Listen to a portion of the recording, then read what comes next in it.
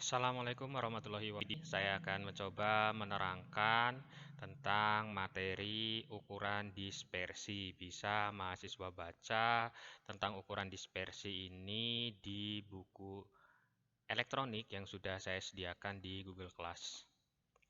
Jadi, untuk penjelasan yang pertama terkait dengan pengertian dispersi.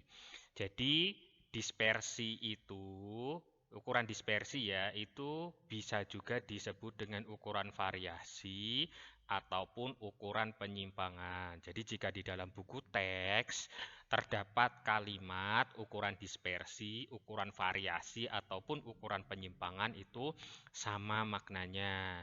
Dan pengertiannya adalah ukuran yang menyatakan seberapa jauh penyimpangan nilai-nilai data dari nilai-nilai pusatnya atau ukuran yang menyatakan seberapa banyak nilai-nilai data yang berbeda dengan nilai-nilai pusatnya.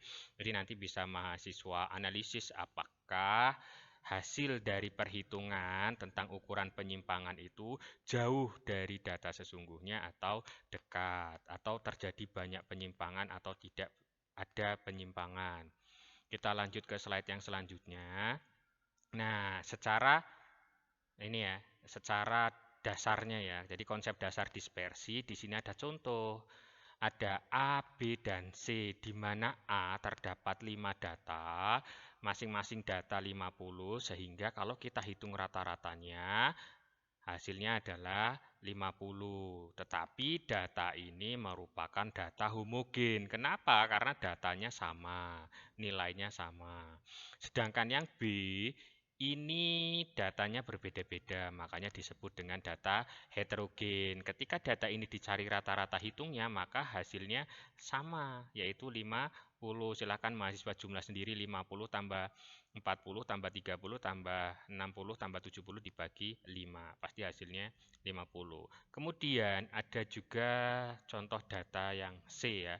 Ada nilai 100, ada 40, ada 80, ada 20, ada 10. Nah, ini datanya adalah heterogen. Rata-rata hitungnya sama ya, 50. Jadi kenapa dikatakan heterogen? Karena data ini beda-beda nilainya. Ini beda-beda nilainya, tetapi untuk data yang A ini namanya homogen karena sama. Jadi di sini ada kalimat kelompok C lebih heterogen dibandingkan dengan yang B. Kenapa? Karena datanya di sini ya apa ya?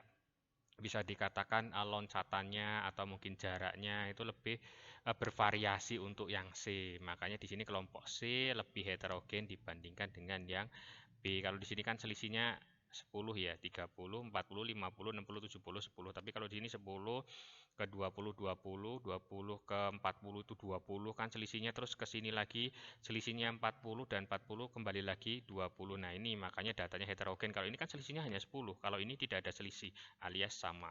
Jadi itu konsep dasar dispersi ya. Nah, ini ada gambarannya jika digunakan grafik ya. Jika dibuatkan grafiknya. Ini yang tadi saya sampaikan ya. Kalau ini 50 semua, ya ini juga sama skornya, tinggal dibuatkan ya, dibuatkan grafiknya sesuai dengan data, dan ini juga sama. Jadi kalau ini kan tadi ada selisihnya 10 10 10 10. Nah, kalau ini kan jarak ya, jaraknya juga lihat dari X1 ke X2 itu turunnya tajam, kalau ini tidak begitu tajam ya. Bisa dilihat dari X3 terus naik, terus turun lagi, terus turun ya. Kalau ini tidak, makanya lebih heterogen yang C. Ini secara teori saja, tetapi nanti saya akan masuk fokus ke sini.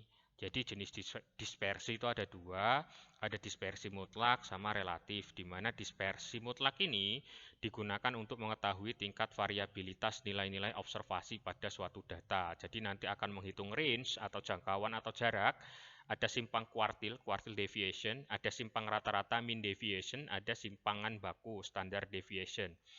Lalu di sini ada dispersi relatif, di mana dispersi relatif digunakan untuk membandingkan tingkat variabilitas nilai-nilai observasi suatu data dengan tingkat variabilitas nilai-nilai observasi data lainnya. Di sini nanti kita akan belajar menghitung koefisien variasi atau variance koefisien.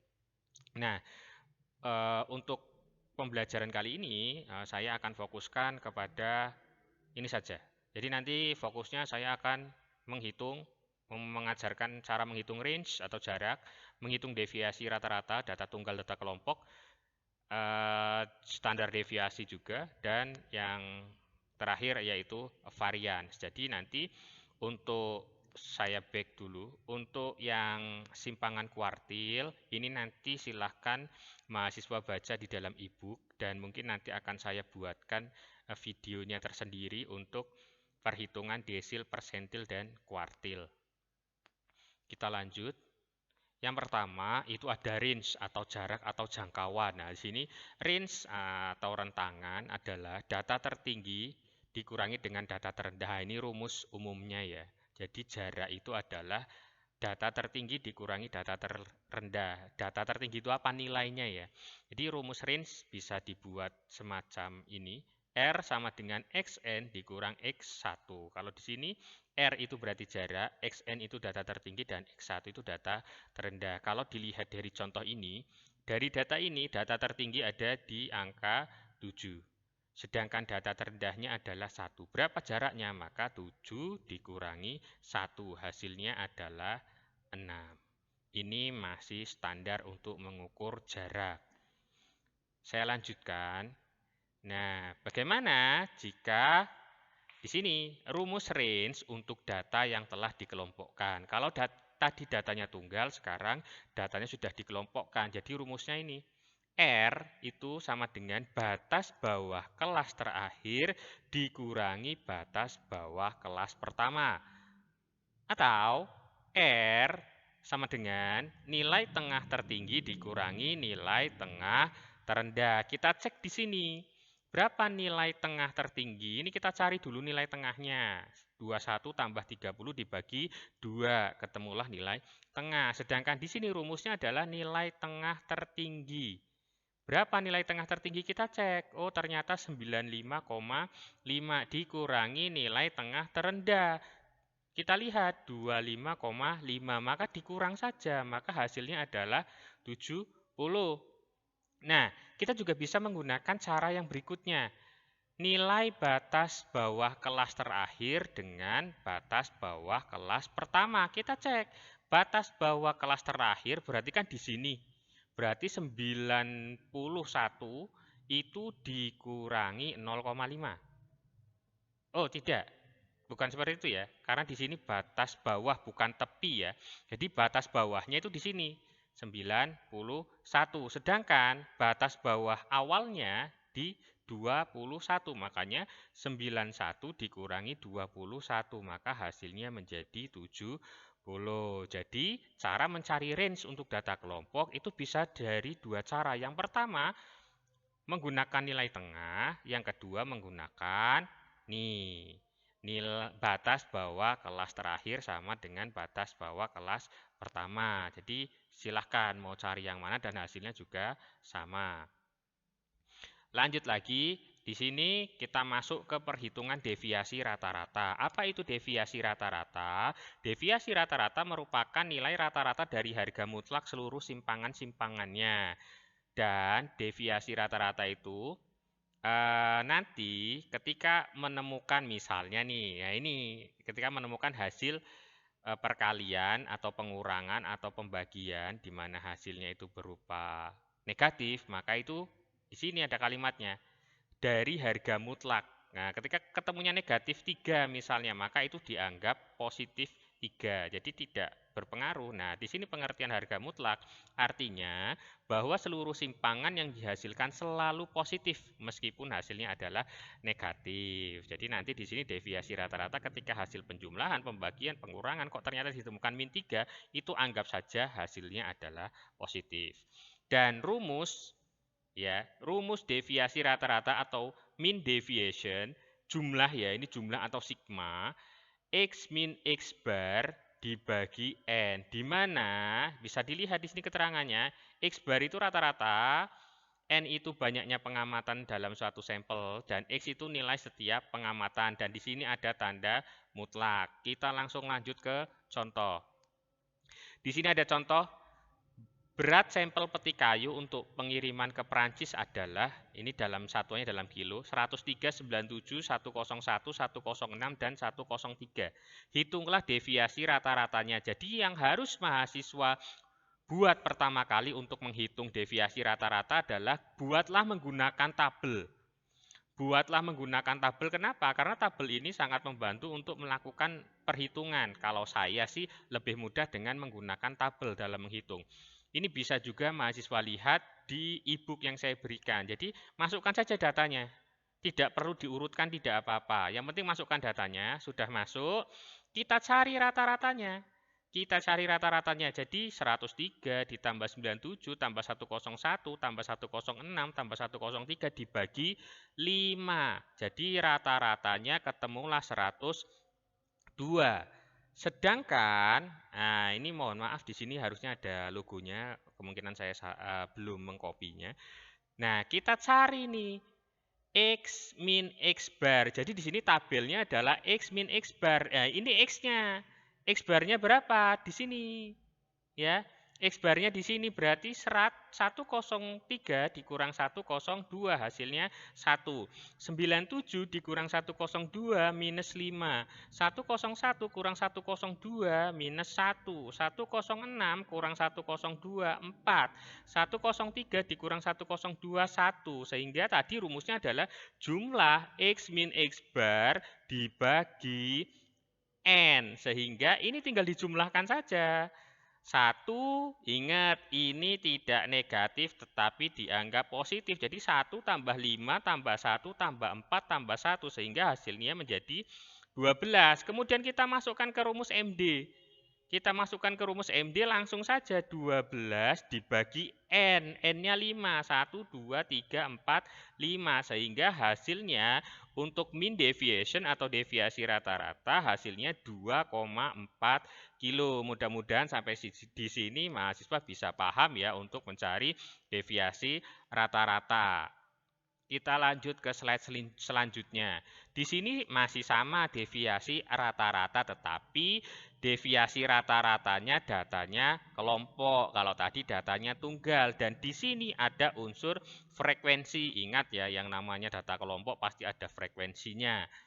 Ada interval kelasnya ya, ada kelasnya. Jadi rumusnya adalah jumlah F ya atau sigma F dikali dengan X min X bar dibagi jumlah F, di mana bisa dibaca di sini X nilai setiap tengah atau nilai tengah ya.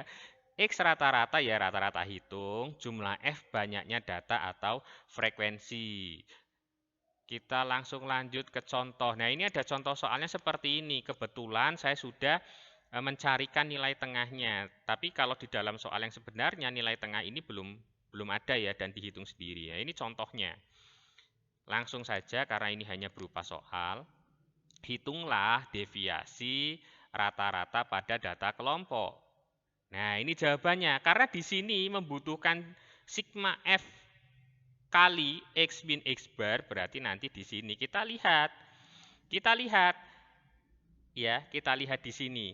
Kan kita harus mencari ini X min X bar, berarti rata-ratanya sudah diketahui. Di sini sudah saya buatkan 60 70 rata-ratanya, sedangkan X min X bar berarti X-nya ini 25,5 dikurangi 60 70 hasilnya minus 35,2 dan seterusnya sampai bawah. Jadi ini dikurangi bawahnya ketemulah ini dan seterusnya sampai bawah.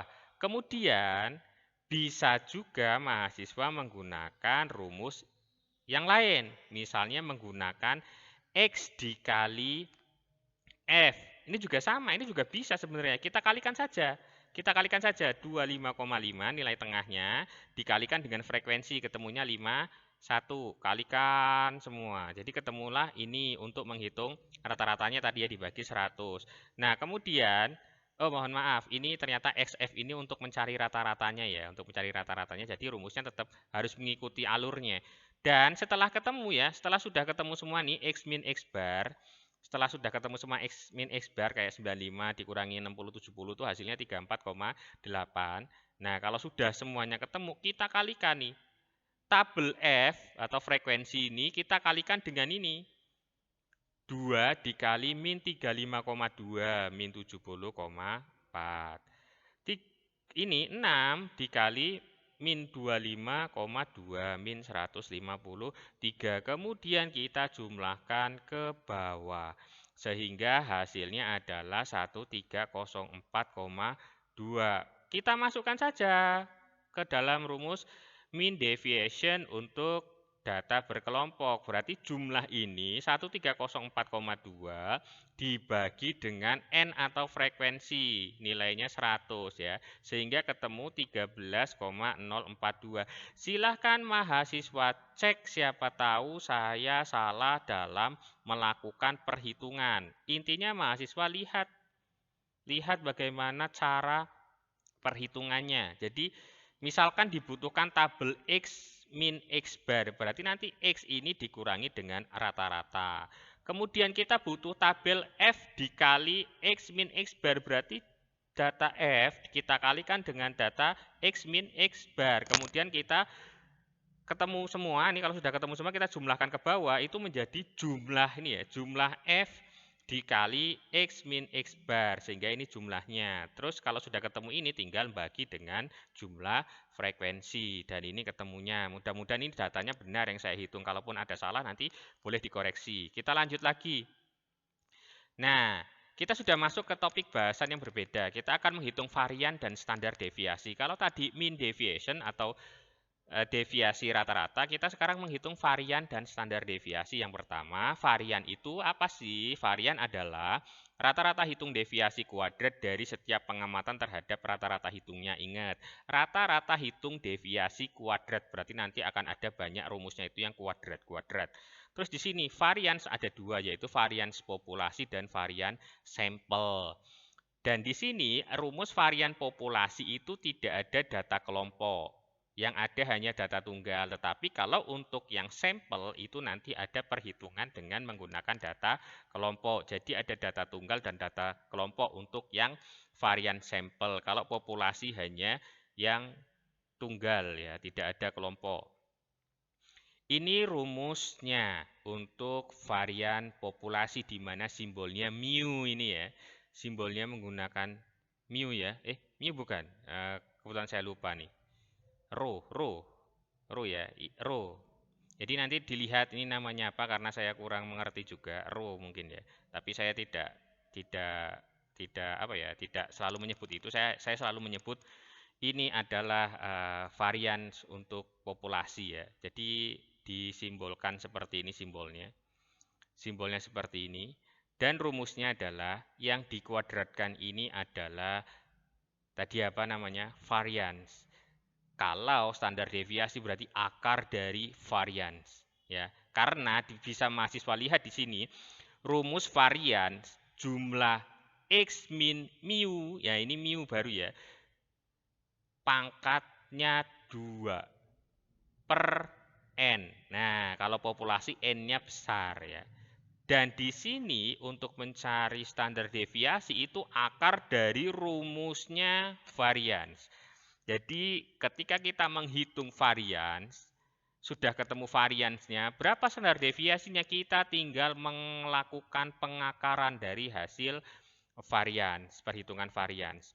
Nah, di sini kok ada dua rumus. Yang dipakai yang mana? Saya sarankan menggunakan rumus sebelah kiri. Tapi boleh nggak kalau pakai rumus sebelah kanan? Boleh, karena memang nanti ketemunya juga sama. Kenapa saya pilih sebelah kiri? Karena nggak ribet dan hanya menggunakan tabel ya. Kita coba. Nah, di sini diketahui data 38, 26, 13, 41, dan 22. Hitunglah varians populasi dan standar deviasi dari populasi. Bagaimana caranya? Kita buatkan tabel saja. Tabelnya bagaimana? Nggak perlu diurutkan. Kita langsung tulis apa adanya. 38, 26, 13, 41, 22. Kita membutuhkan X min mu, dimana kalau populasi, mu itu kan sama dengan rata-rata, berarti kita cari rata-ratanya dulu. 38 tambah 26 tambah 13 tambah 41 tambah 22 dibagi 1, 2, 3, 4, 5. Dibagi 5. Jadi 140 dibagi 5 ketemulah 28. Nah ini rata-ratanya. Kemudian kita cari X min mu. 38 dikurangi ini 28 ketemunya 10. 26 dikurangi 28 ketemunya min 2. 13 dikurangi 28 ketemunya min 15. 41 kurang 28 ketemunya 13. 22 dikurang 28 ketemunya 6. Kemudian yang kita butuhkan adalah jumlah ini dikuadratkan. Berarti tinggal dikuadratkan saja. 10 kuadrat 100. 2 kuadrat 14. 15 kuadrat 225, 13 kuadrat 169, 6 kuadrat 36, dan ini di total hasilnya 534. Kalau sudah ketemu, kita langsung masukkan saja ke dalam rumus.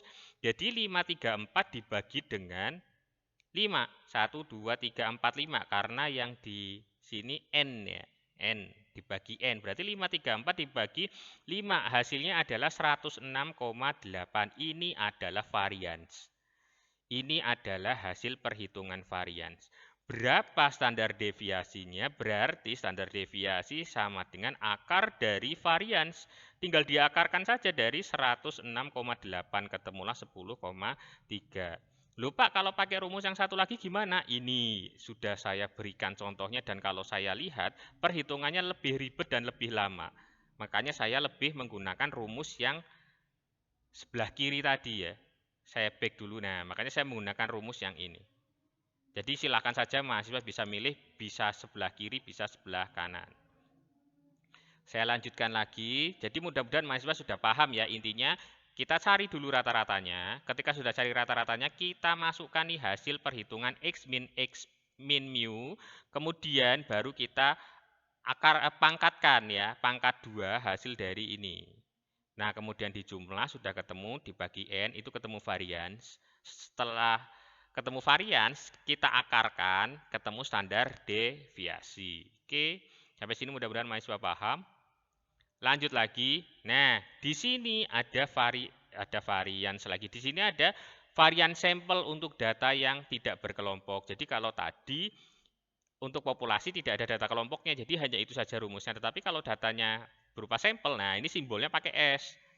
Pakai S. Kalau ada kuadratnya, ingat ya, berarti itu varians. Tapi kalau tidak ada kuadratnya, berarti itu standar deviasi. Nah, untuk sampel ini ada perbedaan sedikit simbolnya. Kalau di sini rata-ratanya pakai X bar. Nah, kalau di sini juga sama. N-nya itu pakai N kecil dan rumusnya adalah N-1. Ingat, kalau untuk sampel itu pembaginya adalah N-1.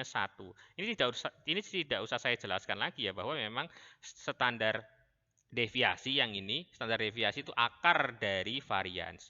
Dan ini juga sama, ada dua rumus. Pakai yang mana? Saya lebih suka pakai yang kiri karena bisa menghitung dengan bantuan tabel. Kita cek bareng-bareng, kita cek bersama ya. Kita cek bersama. Nah, di sini. Contoh, diketahui data sebagai berikut 2, 10, 6, 8, dan 9. Hitunglah varian sampel dan standar deviasi dari sampel ya. Di sini ternyata hilang juga. Jadi yang kita butuhkan adalah kita cek dulu rumusnya ya. Kita cek dulu rumusnya. Kita membutuhkan X min X bar. Jadi kita cari dulu rata-ratanya. Berapa rata-ratanya? Berarti nanti mahasiswa menghitung 2 tambah 10 tambah 6 tambah 8 tambah 9. Itu hasilnya adalah 35. Cari rata-ratanya dulu, berarti dibagi 5. Ketemulah X rata-ratanya sama dengan 7. Oke, X rata-ratanya sama dengan 7. Karena kita di sini membutuhkan X min X bar, ini mohon maaf nih tidak terlihat ya, karena saya lupa. Jadi 2 dikurang rata-ratanya tadi 7, 2 kurang 7 minus 5. 10 kurang 7, 3. 6 kurang 7 minus 1, 8. Kurang 7, 1. 9 kurang 7 sama dengan 2. Lalu kita membutuhkan X min X bar dikuadratkan. Berarti ini minus 5 dikuadratkan jadi 25, 3 dikuadratkan jadi 9, min 1 dikuadratkan jadi 1, 1 dikuadratkan jadi 1, 2 dikuadratkan jadi 4. Lalu kita jumlahkan, hasilnya adalah 40. Ingat, sekarang kita akan memasukkan ke dalam rumusnya, di mana rumusnya adalah ini ya, jumlah X min X bar kuadrat dibagi N min 1. Berarti di sini nanti 285 dikurangi 5 minus 1. Berapa hasilnya? Ya, berapa hasilnya? Hasilnya adalah 10. Nih hasilnya. Hasilnya adalah 10. Oke, hasilnya adalah 10. Kita lihat ya. Oh, maaf, tadi saya menyebutkan yang di sini ya. Yang di sini ya. Ketika sudah dijumlahkan X min X bar dikuadratkan, ini dijumlahkan. Ini dijumlahkan, hasilnya adalah 40. Jadi 40 dibagi 5 dikurang 1. Nah, ini 5 dikurang 1. Jadi hasilnya adalah 10. Ini untuk varians dari sampel. Berapakah standar deviasinya? Tinggal diakarkan sehingga ketemulah 3,16. Nah, kalau menggunakan rumus yang sebelah kanan silakan saja, boleh. Boleh. Kalau memang lebih cepat rumus yang sebelah kanan silahkan, tetapi saya lebih suka menggunakan rumus yang sebelah kiri. Nah, ini contoh untuk perhitungan varians dan standar deviasi untuk sampel data tunggal. Bagaimana data yang kelompok? Kita coba. Nah, ini rumusnya agak sedikit ribet dan sedikit rumit. Sampel data kelompok di sini ya. Jadi varians ya. Oh, standar deviasi ya. Standar deviasi sampel. Standar deviasi sampel rumusnya adalah akar dari sigma atau jumlah ya. Saya lebih suka jumlah sih. Jumlah F dikali X kuadrat min jumlah Fx dikuadratkan dibagi N per N min 1. Nah, ini bisa dibaca sendiri terkait dengan pengertian masing-masing simbol ini ya.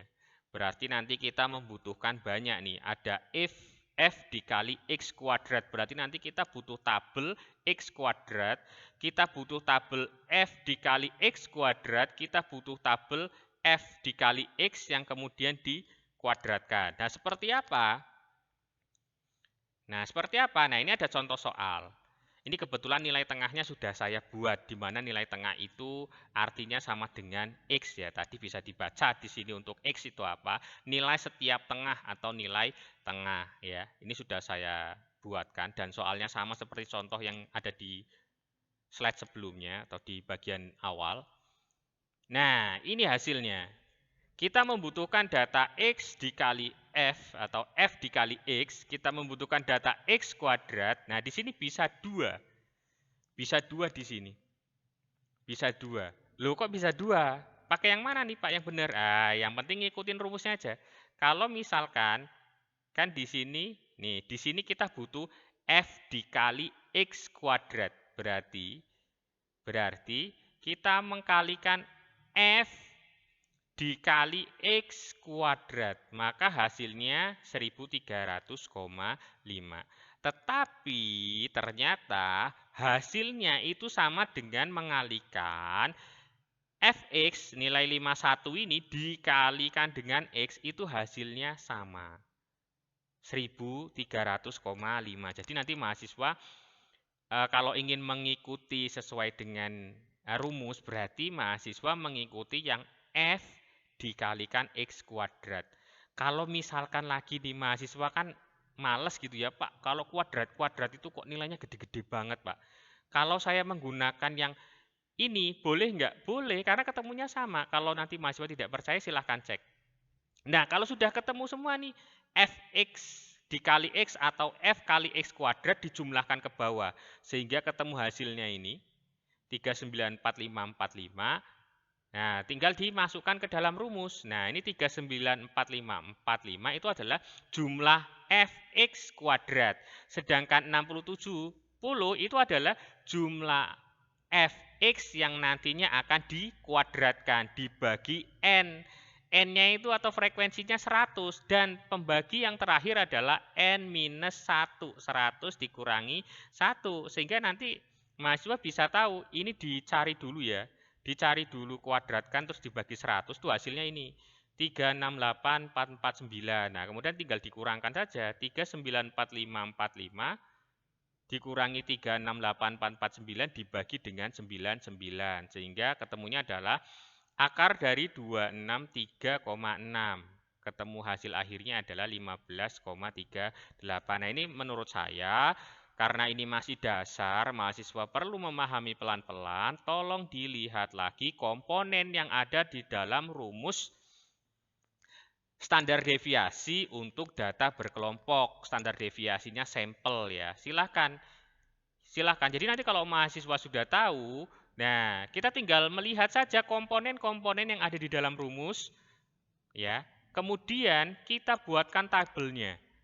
Ketika sudah selesai ya pasti akan ketemu jawabannya. Mudah-mudahan mahasiswa paham, tapi saya pikir sudah pasti paham ya, karena saya tahu kemampuan mahasiswa dan kemarin juga tugasnya banyak yang benar, walaupun saya harus mengklarifikasi bahwa ada gaya barat sama gaya Indonesia, ya, textbook barat dengan textbook Indonesia itu kalau saya jelaskan di kelas nanti bisa jadi jelas gitu, tapi kalau dalam video takutnya nanti ada pro dan kontra sehingga saya lebih baik silent. Dan sepertinya hanya ini saja materi dari saya untuk pertemuan ini. Mungkin nanti materi desil, persentil, kuartil akan saya berikan pada video yang lain dan tugas akan ada di Google Classroom untuk besok ya, akan ada di Google Classroom, silahkan dikerjakan seperti biasanya. Mudah-mudahan mahasiswa selalu sehat dan kalau ada yang belum paham silahkan tanya kepada saya melalui Japri dan silakan mahasiswa cross check lagi terkait dengan perhitungan yang ada dalam video ini dan silahkan cocokkan dengan e-book yang sudah saya berikan di dalam Google Classroom. Mudah-mudahan mahasiswa selalu sehat, tetap jaga kesehatan dan selalu berprestasi ya. Jangan lupa berdoa kepada Allah Subhanahu wa taala semoga pandemi ini segera berakhir. Saya akhiri. Assalamualaikum warahmatullahi wabarakatuh.